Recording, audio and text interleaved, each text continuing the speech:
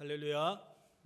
오늘 맥주 감사주일을 맞이하여 이렇게 하나님 전에 나오셔서 예배드리고 계시는 우리의 은혜 가족들, 여러분의 삶의 자리 가운데 하나님의 은혜와 사랑이 늘 함께 하심으로 여러분의 마음 가운데 주님께서 주시는 참된 평안함이, 기쁨이 흘러넘쳐 주에 있는 이들에게 선한 영향력을 끼치기를 주님의 이름으로 축복합니다. 우리 앞뒤 옆에 계신 분들과 함께 인사하겠습니다. 행복한 애음교회에 참 잘 오셨습니다. 하나님은 여러분을 사랑하십니다. 저도 여러분을 사랑합니다. 네, 감사합니다. 우리 신명기 1장 11절 말씀, 그리고 우리가 뽑은 말씀 우리 함께 외워보도록 하겠습니다. 너희 조상의 하나님 여호와께서 너희를 현재보다 1000배나 많게 하시며 너희에게 허락하신 것과 같이 너희에게 복 주시기를 원하노라. 아멘. 우리가 뽑은 말씀 함께 외워보겠습니다.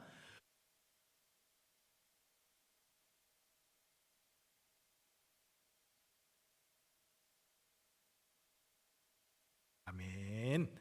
이 두 말씀이 우리의 삶의 자리에서 능력의 말씀으로 임할 줄로 믿습니다. 예, 오늘 맥주 감사주일로 지킵니다. 그런데 꼭 추가 꼭 다르게 꼭 표현될 때가 있어요. 그렇죠? 여러분은 아니시군요. 예, 이렇게 하게 되면 또 썰렁해서 제가 다음 말을 이해할 수가 없어요. 예, 어찌되었든 오늘 맥주 감사주일입니다. 여러분의 삶 가운데 정말 하나님의 은혜가 늘 함께하고 그 안에서 평안함 누리기를 축복합니다. 그럼 탈무드에 보면 이런 글귀가 있습니다. 세상에서 가장 현명한 사람은 배우는 사람이며 세상에서 가장 강한 사람은 자기를 이기는 사람이고 세상에서 가장 행복한 사람은 범사에 감사하는 사람이다라고 이야기하고 있습니다. 그래서 영국의 한 시인은 이렇게 기도했다라고 합니다. 주님은 제게 너무나 많은 것을 주셨습니다. 그러나 제게 한 가지만 더 주옵소서. 늘 감사할 수 있는 마음을 주옵소서라고 이렇게 기도했다라고 합니다. 이런 범사에 감사하는 것은 데살로니가전서 5장 18절 말씀과 같이 예수 그리스도 안에서 우리를 향한 하나님의 뜻입니다. 그래서 하나님의 뜻을 이루는 삶을 살아가는 우리의 삶 가운데에는 여러분 감사하며 살아가게 될 때 참된 행복을 누리는 복 있는 삶을 살아가게 되어지는 겁니다. 그러므로 우리도 하나님의 뜻을 이루는 행복한 삶을 위하여서 범사에 감사하는 마음을 달라라고 우리는 기도해야 할 것입니다. 오늘은 지난 반년 동안 하나님께서 베풀어 주신 그 은혜를 생각하며 지키는 여러분 맥주 감사 주일입니다. 맥주 감사절은 여러분께서 아시는 것과 같이 이스라엘 백성들이 보리와 밀을 수확한 후 수확에 기쁨을 주신 하나님께 첫 열매를 드리는 여러분 감사절기였습니다.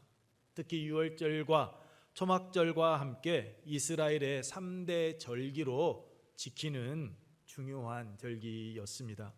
하지만 오늘날의 맥주 감사절은 지난 반년 동안 베풀어 주신 하나님의 은혜에 감사하며 삶의 모든 것이 하나님으로부터 주어졌음을 고백하는 날로 지키고 있습니다. 오늘 맥주 감사주일을 맞이해서 하나님께서 베풀어 주신 그 은혜와 사랑을 다시 한번 생각하며 잃어버린 감사를 우리가 회복하고 새롭게 시작되는 하반기 하나님께서 베풀어 주신 그 은혜와 사랑을 기대하면서 하나님의 뜻에 따라 범사에 감사함으로 행복한 삶 살아가는 우리의 은혜 가족들 여러분의 삶의 자리가 되기를 축복합니다. 오늘 본문은 사도 바울이 빌립보 교회 성도들을 향하여서 감사의 마음을 표현하는 내용으로 진정한 감사가 어디에서 나오는지 여러분 이야기하고 있습니다. 여러분 진정한 감사는 첫 번째로 주님 안에 거할 때 할 수가 있습니다. 우리 첫 번째 함께 읽겠습니다. 주님 안에 거할 때 할 수 있습니다. 바울이 10절에서 내가 주 안에서 크게 기뻐함은 이라라고 고백한 것처럼 주 안에 거할 때 우리는 감사의 삶을 살아갈 수가 있습니다. 왜냐하면 우리가 주님 안에 거할 때에 우리는 어떠한 형편에서도 자족할 수 있는 그 마음을 가질 수 있기 때문입니다. 풍족할 때뿐만이 아니라 궁핍할 때에도 감사할 수 있습니다. 바울은 이것을 경험했습니다. 그래서 11절에서 고백합니다. 우리 함께 11절 말씀 읽습니다.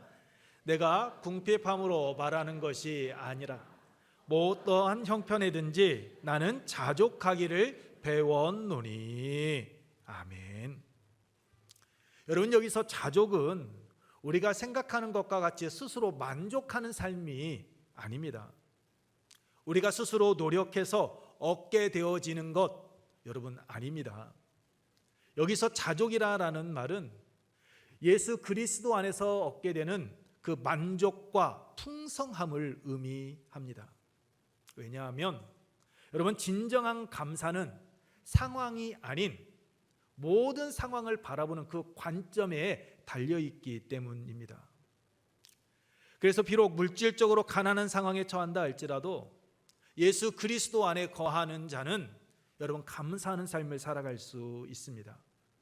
왜냐하면 골로새서 2장 3절 말씀과 같이 예수 그리스도 안에 지혜와 지식이 그리고 모든 보화가 감추어져 있다라는 것을 알고 있기 때문입니다.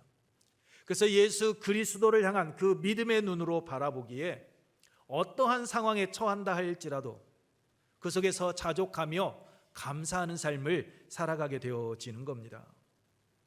대다수의 사람들, 아니 오늘 예수 그리스도를 나의 구주로 믿고 고백하고 있지만 오늘 우리의 삶도 뒤돌아보게 되면 기쁜 일, 좋은 일이 있을 때 감사합니다라고 표합니다. 일이 잘 풀릴 때, 또한 건강이 회복되어질 때, 내가 사랑받고 있을 때, 내가 능력을 인정받고 있구나라는 이러한 생각이 들 때 사람들은 미소를 짓습니다. 그리고 감사합니다라고 고백들을 합니다. 그런데 여러분, 진정한 감사는 그렇지 않습니다. 기쁠 때나 슬플 때, 내가 성공했을 때나 실패했을 때, 내가 평안할 때나 내가 고난 가운데 처해 있던 그 모든 순간에 여러분 감사할 수 있는 것이 바로 진정한 감사입니다. 그런데 여러분 어떻습니까? 우리가 예수 그리스도 안에 거하고 있지만 우리가 범사에 감사하는 삶 살아가고 있습니까? 범사에 감사하는 삶 결코 쉽지가 않습니다. 왜냐하면 우리는 우리 앞에 삶의 현장에서 펼쳐지는 그 불공평한 일들을 바라볼 때 감사보다는 불평을 더 많이 토로합니다. 억울한 일을 당했는데 그곳에서 감사한다? 여러분, 그것은 오늘 우리를 너무나도 힘들게 하는 일들입니다. 여러분, 목사인 저도 보게 되면 그런 것 같습니다. 제가 저를 비하하는 것이 아니라 저도 제 자신의 제 삶의 자리에서 제가 행하는 일들을 보게 될 때 이건 너무나도 불공평한 일이야 라고 이야기하면서 불평과 불만을 토로할 때 참 많습니다. 억울한 일 당한 때에도 불평과 불만, 원망, 왜 내가 이 일을 경험만 해야 돼? 왜 나에게 이런 일이 있지라고 불평할 때가 참 많습니다. 어느 성도님과 잠깐 이야기를 하게 되었는데요. 그분은 입에 감사가 붙어 있었습니다. 그분이 분명 감사의 조건이 되지 않았습니다. 그런데 감사하는 모습을 보았습니다. 일부 예배 참석하시고 이제 나아가셨는데 그분이 하시는 말씀을 들어보게 되면 항상 감사합니다. 아니 왜 거기서 감사가 나와요? 라며 하나님께서 분명히 나에게 뭔 계획이 있겠지요. 이 일을 통해서 하나님께서 선한 일을 이끌어 가실 것을 나는 믿어요. 그래서 나는 감사합니다라고 말씀하시는 그 여집사님을 보았습니다. 근데 여러분, 저는 목사인데요, 그게 그렇게 잘 안 되더라고요. 어느 분이 날씨도 더운데 목사님 이제 좀 로망칼라나 좀 그런 걸로 사시면 어때요? 라고 말씀하십니다. 근데 여러분, 제가 그걸 매지를 못하겠어요. 초창기에는 로망칼라 매면서 다녔습니다. 근데 어느 순간 봤더니요, 이 로망칼라 맸더니 목사라는 게 태가 나요. 이 태가 나니까 여러분 어때? 삶의 자리에서 이 불평과 불만 되게 있는 이걸 토해내야 되는데 이걸 계속해서 눌러야만 되는 겁니다. 이 목사가 왜 이래? 이런 말이 계속해서 들려오는 것 같고 사람들의 그 시선이요 굉장히 부담스럽습니다. 그래서 로만 칼라 요즘 전혀 입지를 않습니다. 그만큼 제 안에 예수 그리스도를 내가 구주로 믿고 고백하는 삶을 살아가고 있다라고 하는데 정작 제 자신의 삶의 모습을 뒤돌아보게 되면 여러분 참된 감사, 참된 기쁨 제가 누리지 못하고 있는 저 자신을 봅니다. 여러분은 어떻습니까? 예수 그리스도를 나의 구주로 믿고 고백하고 있는데 여러분의 삶의 자리에서 정말 참된 감사, 기쁨 고백하며 나아가고 있습니까? 여러분, 우리는 예수 그리스도를 나의 구주로 고백한 자들은 어떤 상황 속에서도 감사해야 합니다. 비록 우리가 그것을 지키지 못하고 있다 할지라도 감사의 삶을 살아가도록 노력해야 합니다. 넘어졌다 할지라도 다시 일어서서 감사할 수 있어야 합니다. 왜냐하면 나를 위해 독생자를 아낌없이 내어주신 그 하나님의 사랑을 믿는 자들이기 때문입니다. 나를 사랑하시는 하나님, 독생자를 아낌없이 내어주신 하나님, 그 하나님께서 우리의 삶 선하게 이끌어 주시지 않겠습니까? 오늘 내가 지금 힘들고 어려운 상황에 놓여 있다 할지라도 나를 사랑하시는 하나님, 우리를 사랑하시는 하나님은 그 모습 그대로 내버려 두시지를 않습니다. 우리를 반드시 일으켜 세워주시고 그 안에서 열매를 맺게 하시는 하나님이신 줄로 믿습니다. 여러분, 창세기 50장 20절 말씀을 보게 되면 꿈꾸는 자 요셉이 그의 형들에게 이야기합니다. 당신들은 나를 해하려 하였으나 하나님은 그것을 선으로 바꾸사 오늘과 같이 많은 백성의 생명을 구원하게 하시려고 하셨나니 라고 여러분 그렇게 고백을 했습니다. 그렇습니다. 여러분, 요셉의 모습을 통하여 알 수 있듯이 여러분 오늘 우리의 삶의 자리가 조금 힘들고 어렵다 할지라도 하나님은 당신을 사랑하는 자, 당신의 말씀 안에 거하는 자 그를 그대로 내버려 두시지 않습니다. 당신의 그 주권 안에서 선하신 길로 인도하여 주십니다. 그렇기 때문에 지금 상황이 이해되지 않아도 하나님이 나의 삶을 선하게 이끄신다는 것을 믿고 사는 자는 여러분 그 안에서 감사할 수 있는 겁니다. 진정한 감사는 상황이 아닌 하나님께서 행하실 일을 기대하며 믿음의 고백으로 나아가는 삶의 태도이기 때문입니다. 그래서 예수 그리스도 안에 거하는 자는 믿음의 눈으로 어제와 오늘 그리고 내일을 바라보기에 어떠한 외부적인 환경과 조건에도 영향을 받지 아니하고 마음의 평안함, 날 사랑하신 하나님께서 선하게 인도해 주실 거야 라고 기대하며 나아가기에 감사의 삶을 살아가는 것입니다. 사도 바울의 고백과 같이 주님과 영적인 교제, 하나됨을 통해서 영적 부요함을 누리기 때문입니다.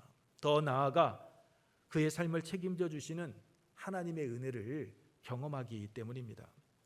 여러분께서는 조지 뮬러의 기도의 식탁이라는 이야기를 들어보셨을 겁니다.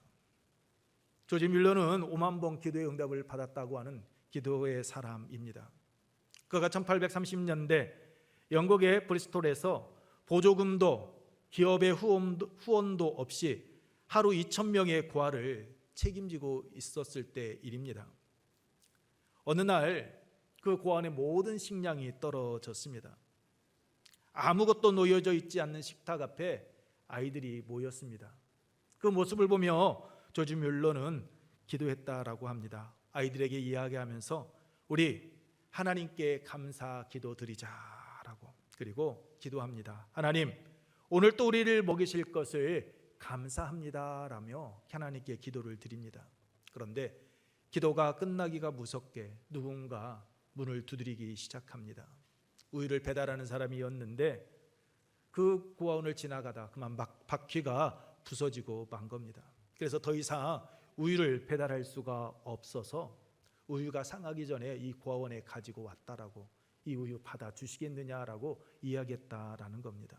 그리고 잠시 후 빵가게 주인도 찾아와서 이야기합니다. 어젯밤 잠이 안 와서 빵을 만들었습니다. 그런데 오늘 아침 이곳에 빵을 가져다 주라는 감동을 받았습니다. 그래서 빵을 가져왔습니다 라고 했다는 겁니다. 그날 아침 아무것도 없는 그 식탁에 앉았지만 여러분, 그 식탁에 모여 앉은 아이들은 모두 다 배불리 빵을 먹을 수 있었다라고 조지 뮬러 목사는 여러분 고백합니다. 여러분, 식탁이 비어 있습니까? 여러분께서 가지고 계신 것이 빈 주머니이고 빈 항아리입니까? 그렇다면 이 조지 뮬러가 보여준 것처럼 예수 그리스도를 믿는 자답게 먼저 하나님께 감사 드려보시기 바랍니다. 오늘 우리의 삶의 자리가 비록 없습니다 할지라도 우리가 예수님께서 요한복음 15장 7절에서 너희가 내 안에 거하고 내 말이 너희 안에 거하면 무엇이든지 원하는 대로 구하라 그리하면 이루리라 라고 말씀해 주신 것처럼 우리가 예수 그리스도 안에서 하나님을 믿고 감사함으로 아뢰일 때 우리의 없음을 우리의 있음으로 채워주시는 그 하나님의 은혜를 우리가 경험하는 삶 살아가게 될 줄로 믿습니다. 우리가 주님 안에서 주님의 뜻을 이루어가며 감사하는 삶을 살아가게 될 때 하나님께서 은혜의 햇살을 통하여 우리의 삶의 자리를 반드시 회복시켜 주실 줄로 믿습니다. 이 은혜를 받아 누리는 감사가 생활이 되는 우리의 은혜 가족들, 여러분의 삶의 자리가 되기를 축복합니다. 진정한 감사는 두 번째로 주님의 사랑 안에서 함께 사랑의 짐을 짊어질 때 여러분 깨닫게 되어지는 겁니다. 우리 함께 읽겠습니다. 주님의 사랑 안에서 함께 짐을 질 때 깨닫게 됩니다. 다른 말로 하게 되면 공감해야 할 때 우리가 감사의 삶을 살아갈 수 있다라는 겁니다. 공감은 심리학자인 알프레드 아들러의 표현처럼 상대의 눈으로 바라보는 겁니다. 상대의 귀로 듣고 상대의 마음으로 느끼는 것, 그것이 공감입니다. 내가 중심이 되어지는 것이 아니라 지금 내 앞에 있는 그 상대의 눈, 귀, 마음으로 보고 듣고 느끼는 것입니다. 여러분, 누가복음 5장에 보게 되면 게네사렛 호숫가에서 예수님께서 제자들을 부르시는 내용이 나옵니다. 예수님께서 제자들을 부르시기 전에 이 밤새 그물질을 하였음에도 아무런 고기 한 마리 잡지 못했던 그 베드로에게 주님께서 말씀하십니다. 깊은 곳에 가서 그물을 내리라라고. 그때 베드로가 말씀에 의지하여 깊은 곳에 그물을 내렸습니다. 그런데 그때였습니다. 밤새 수고하고서도 한 마리의 물고기도 잡지 못하였는데 그물이 찢어질 정도의 많은 물고기가 잡혔습니다. 이때 베드로 욕심 부리지 않습니다. 7절 말씀을 보게 되면 동무들에게 손짓하여 다른 배에 있는 동무들에게 손짓하여 와서 도와달라 하니 라고 이야기하고 있는 것처럼 동무들을 불렀습니다. 왜 불렀을까요? 베드로가 밤새 수고하여 한 마리의 물고기도 잡지 못했다면 다른 동료들도 분명 베드로와 같은 상황에 놓여 있는 이들이 있었을 것이기 때문입니다. 베드로는 자기 욕심 혼자 채우기 위해서 나아가지 않았습니다. 자신에게 주어진 그 기회 속에서 자신에게 주어진 그 은혜를 받아 누리되 자신과 같이 어렵고 힘든 상황 가운데 놓여 있는 그들을 배려할 줄 아는 그러한 따뜻한 마음의 소유자였던 겁니다. 그들의 마음을 헤아릴 줄 아는 그 베드로, 그리고 그 말씀에 순종하며 나아가는 그 베드로를 주님께서는 보시고 그를 제자로 불러주셨던 겁니다. 여러분, 바울은 자신을 도와준 빌립보 교회 성도들을 향하여서 14절에서 말합니다. 그러나 너희가 내 괴로움에 함께 참여하였으니 잘하였다라고 이야기하고 있습니다. 빌립보 교회 성도들이 보내준 선교 후원금을 자신이 처한 어려움에 함께 동참하는 것으로 사도 바울은 이해하고 믿었던 겁니다. 바울 자신은 빌립보 교회 성도들이 보내준 헌금이 없이도 오늘 본문 말씀과 같이 그것을 견뎌낼 수 있는 비결, 그것을 자족할 줄 아는 마음이 있었습니다. 그럼에도 불구하고 그들의 마음을 알았기에 자신의 괴로움에 함께 했다라고 하며 그들을 칭찬하고 그들에게 감사의 마음을 지금 이 편지를 통해서 표현하고 있는 겁니다. 빌립보 교회 성도들은 바울에게 물질만 보내주지 않았습니다. 물질을 통하여서 우리가 할 일 다 끝났다라고 말하지 않았습니다. 이들은 2장 25절 이하의 말씀과 4장 18절에 나오는 에바브로 디도편에 선교비를 보내면서 이 에바브로 디도로 하여금 옥에 갇힌 바울 곁에 남아서 계속해서 그를 도와주도록 이야기했습니다. 빌립보 교회 성도들을 대신해서 사도 바울의 옥바라지를 할 수 있도록 명하였던 겁니다. 예수 그리스도 안에서 바울과 영적으로 하나가 되어 바울이 겪었던 그 괴로움에 그들이 함께 하였던 겁니다. 그들은 물질로 우리가 할 일 다 했다라고 생각하지 않았습니다. 그들은 자신들이 표현할 수 있는 최선의 사랑을, 그들의 마음을 그들의 바울에게 보여주었던 겁니다. 예수 그리스도 안에서 함께 하나가 되어지고 복음을 위하여 고난받고 있는 그를 위하여서 함께 짐을 짊어지고 나아가기를 주저하지 않았던 겁니다. 그렇습니다. 감사는 이런 단순히 우리 개인의 만족감이 아닙니다. 믿음의 공동체 안에서 우리가 함께 나누고 우리가 함께 사랑의 교제를 통할 때 여러분 깨닫게 되어지는 겁니다. 우리가 마음을 나누고 크든 작든 그 짐을 함께 짊어질 때 그 감사는 더 풍성해지는 것이고 더 깊어지는 것이고 그 속에서 아름다운 열매가 주렁주렁 맺혀지게 될 줄로 믿습니다. 여러분, 짐을 함께 짊어진다라는 것은 내가 당신의 그 아픔에 내가 당신과 함께 하기를 원합니다라는 고백입니다. 저는 우리 애운교회 성도들이 이런 함께 공감할 수 있는 그런 믿음의 삶을 살아가기를 원합니다. 예수 그리스도 안에서 한 지체가 된 우리 형제 자매들 하나 함께가 되어서 하나님의 영광을 위하여서 함께 믿음의 길을 걸어가기를 소망합니다. 그래서 우리의 삶의 자리에서 감사가 싹이 나고 그 꽃이 피고 또한 열매가 맺혀짐으로 그 열매를 따먹는 우리의 은혜 가족들 우리 모두가 되기를 축복합니다. 진정한 감사는 세 번째로 능력 주시는 주님을 신뢰할 때 가능합니다. 우리 세 번째입니다. 능력 주시는 주님을 신뢰해야 합니다. 여러분, 바울은 13절에서 고백합니다. 우리들이 잘 아는 말씀입니다. 우리 함께 읽겠습니다. 내게 능력 주시는 자 안에서 내가 모든 것을 할 수 있느니라. 아멘. 여러분, 바울이 주 안에서 기뻐하며 자족할 수 있었던 이유가 바로 여기에 있습니다. 능력을 주시는 하나님, 그 주님을 신뢰했기 때문입니다. 내가 주님 안에 거하고 있다가 아닙니다. 내게 능력 주시는 자, 그 하나님, 그 주님을 신뢰하고 있었기 때문입니다. 그러했기에 비천함과 궁핍함 속에서도 그는 흔들리지 않았습니다. 감사하며 자신에게 주어진 사명, 복음 전파의 길을 그는 묵묵히 걸어갈 수가 있었던 겁니다. 자신의 빈잔, 자신의 그 빈 주머니를 채워주실 그 하나님을 그는 신뢰하고 있었기 때문입니다. 감사가 인간적인 여러분 생각이나 자신의 의지에 의해서 얻고 누리는 것이 아니다라는 것을 알 수 있습니다. 감사는 어떠한 형편에서든지 그것을 감당할 수 있는 힘, 능력을 주시는 하나님을 신뢰할 때, 주님을 신뢰할 때 여러분 그것은 얻게 되어지는 겁니다. 사도 바울은 이것을 깨달았습니다.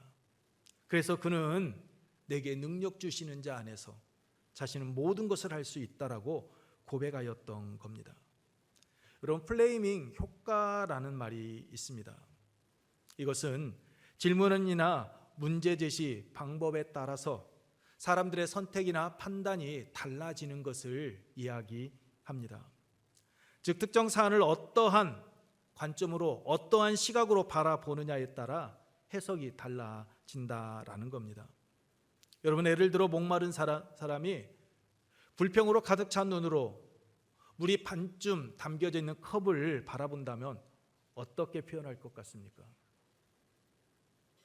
여러분, 불평으로 가득 찬 사람은 말합니다. 물이 반절밖에 없네라고. 하지만 여러분, 긍정적인 생각으로 바라보는 사람은 어떨까요? 감사의 눈으로 바라보는 사람은 여러분 물이 반이나 남았네라고 이야기합니다. 여러분, 오늘 우리는 어떻습니까? 물이 반절밖에 없네라는 생각을 품고 나아가는 자입니까? 아니면 물이 반이나 남았네라는 긍정적인 생각을 품고 나아가는 자입니까? 여러분, 하나님의 관점, 즉 믿음의 관점으로 살아가는 자, 하나님을 신뢰하는 자는 여러분 긍정적인 생각을 품고 나아가는 자입니다. 앞에서 언급한 것과 같이 오늘 우리가 처한 상황이 아닌 나에게 능력을 주시는 그 하나님의 관점으로 그 모든 것을 바라보고 그 안에서 역사하실 하나님께서 행하실 일을 기대하며 힘차게 나아가기 때문입니다. 현대 선교의 아버지라고 불리는 윌리엄 캐리가 한 말 여러분 기억하실 겁니다. 하나님을 위해 위대한 일을 시도하라. 그리고 하나님께로부터 위대한 일을 기대하라. 하나님을 신뢰하는 자만이 시도할 수 있습니다.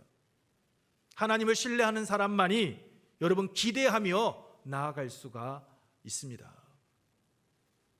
그렇습니다.